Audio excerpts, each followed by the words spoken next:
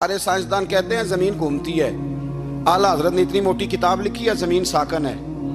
فرماتے تھے ہم جیسے مرضی سائنسدان کہیں کہ آپ نے دلائل دی ہیں.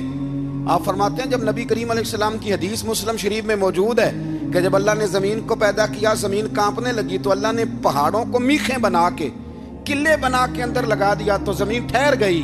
فرمانے لگے جب مصطفیٰ کریم نے کہہ دیا ٹھہر گئی ہے تو سارے سائنسدان بھی کہیں تو ہم ماننے کو تیار نہیں کہ گھومتی ہے. انہوں نے دلائل دیے. وہ ہمیں نہ روز کہہ دیتا ہے ڈاکٹر آپ کی طبیعت خراب ہے, کھانسی ہے, گھر میں کسی اور کو تو نہیں؟ ہاں جی ہے جی. وہ کہتے اسی کی وجہ سے ہو گئی ہے. او خدا کے بندے, نبی کریم علیہ السلام نے فرمایا بیماری متعدی نہیں ہوتی, ایک سے دوسرے کو نہیں لگتی. اور بڑے سادے انداز میں مسلم کی حدیث ہے. ایک صحابی نے کہا یا رسول اللہ میرے اونٹ کو اس اونٹ سے خارش پڑ گئی ہے. تو اللہ کے رسول فرمانے لگے تیرے اونٹ کو تو اس سے پڑیا تو اس کو کہاں سے پڑی تھی؟ کہنے لگا جی وہ تو قدرتی معاملہ ہے. تو حضور فرمانے لگے یہ بھی قدرتی معاملہ ہے. اب ہمیں جو مرضی, اعلیٰ حضرت کے زمانے میں لوگوں نے کہا کشش ثقل ہے, زمین اپنی طرف چیزوں کو کھینچتی ہے. دلیل کیا ہے؟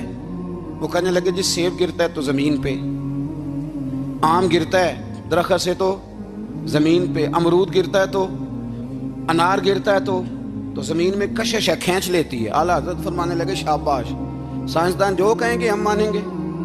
فرمانے لگے زمین نے آدھا کلو کا سیب کھینچ لیا ہے, 1.5 پاؤ کا انار کھینچ لیا ہے, پر ہم نے غبارے میں 1.5 چھٹانگ ہوا بھر دیا, وہ تو زمین سے کھینچا نہیں گیا. یہ کس قسم کی کشش ثقل ہے؟ یہ ابھی 2 سال پہلے ڈاکٹر عبد القدیر خان کا مضمون چھپا تھا روزنامہ جنگ میں. وہ کہتا ہے مجھے وہ مولوی چاہیے تھا جس کے پاس قرآن حدیث بھی ہو اور سائنس کے علوم بھی ہوں.